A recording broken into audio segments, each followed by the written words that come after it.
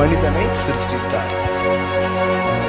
இன்னும் சிம்பிளா சொன்னா, நீங்க எதுக்கு, எப்படி நான் வாழ்றது அப்படிங்கிறதெல்லாம் ரெண்டாவது.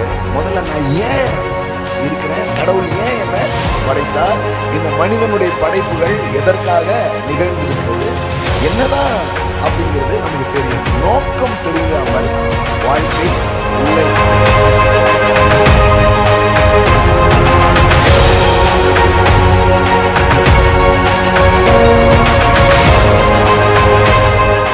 மீன்களை படைக்கும் பொழுது தண்ணியை பார்த்து பேசுறாரு, அங்கிருந்து என்ன வருது, மீன் வருகிறது.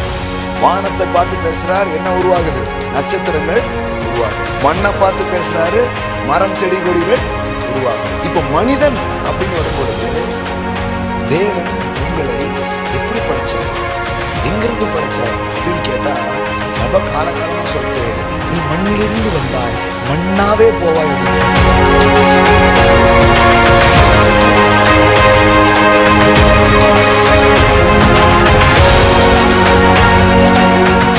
தேவனை பத்தி உங்களுக்கு என்ன பிக்சர் இருக்கோ, உங்களுக்கு என்ன புரிதல் இருக்குதோ, அதுக்கு ஏற்றா போலதான் நீங்க வாழ்க்கையின் சகல காரியத்தையும் நம்ப ஆரம்பிப்பீங்க, பார்க்க ஆரம்பிப்பீங்க.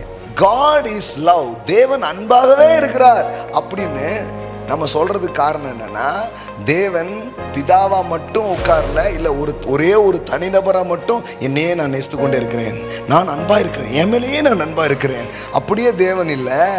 தேவன் திரித்துவமா இருக்கிறாரு.